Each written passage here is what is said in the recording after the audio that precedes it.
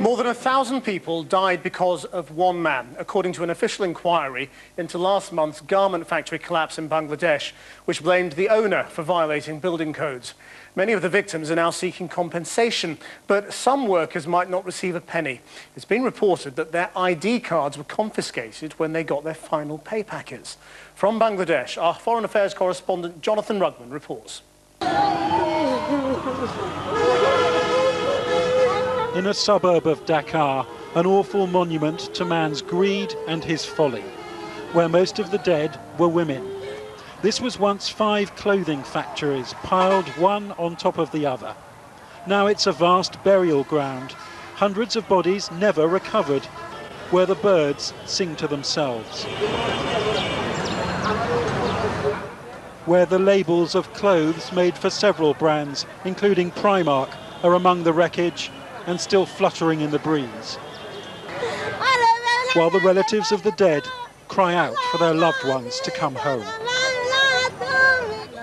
Ajiron here was working on the floor where clothes were made for retailers. It was like the apocalypse, she said, recalling how the building shook and she was trampled underfoot. Have any of you received compensation, I asked. One had received her salary, but there were no reliable lists of who worked here. And for the hundreds whose relatives were never found, no proof that they ever did. These relatives have told me that they blame this disaster on the owner of the building and on the owners of the factories inside the building, which was clearly unsafe.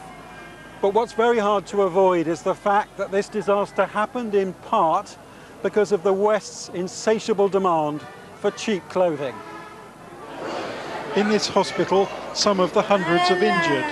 Primark was just one of 20 or so foreign brands outsourcing to these workers. The company's announced it will pay each and every survivor and the families of the dead, though it's still working out how. Rosina Begum says she was sewing on the floor where the British retailer bought clothes. She was buried alive for 3 days. Rescuers couldn't free her, so she freed herself. I said, give me a knife. I'll cut my own arm off. They gave me a knife and I cut my arm here. Her sister was never found, so Rosina's just relieved to be alive. The rag trade gives over 4.5 million Bangladeshis work. It's mostly women heading to the factory gates. Economically empowered, yes, even if they are the lowest paid in the world. Smaller factories can be 21st century sweatshops. New buildings are supposed to apply for occupancy certificates. In the last 5 years, only 6 such certificates have been issued. We visited a factory full of children making t-shirts, trousers and tops. At least one of them looked about 9 years old. The owner said he had supplied shorts and jerseys to a buyer in the UK, though not a high street brand, and that a shipment to Canada was next. If you've long suspected that some of the clothes that we wear in the West are made by children, well, this place is the proof. And however much you rationalise it to yourself, however much you say, well, Bangladesh is a poor country, families need to eat, everybody needs to work, it's still very, very shocking when you actually see it for yourself. Everybody had heard about the latest disaster, but many seemed grateful to be here, including Shika, who told me she was 10.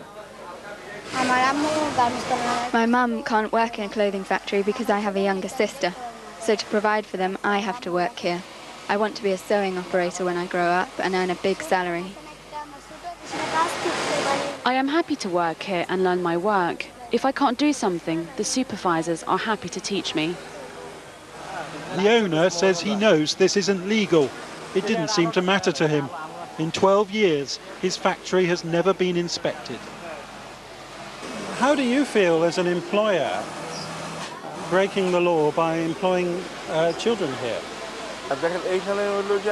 Look, those who don't have an education have to do something to live. I develop their technical skills, so they will get a better job. This shop floor takes ethics and safety seriously.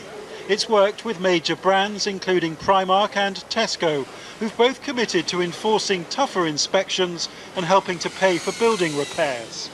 But look out of the window and you can see where 8 people were recently burnt to death in a different factory next door. So is this country, with a record-breaking history of such disasters, really on the mend? And only now are you saying to me, well, we must sort this out? Yeah, this has happened, of course. Definitely, nobody wants this kind of world record history. So we are really sorry for that. And from this incident, we must get the lesson that how we can overcome the situation. With more than 1,100 dead, this has been some wake-up call. The graves of the unidentified sinking into the mud. But when the grief subsides, will it be back to business as usual or change for good? Jonathan Rugman, Channel 4 News, Bangladesh.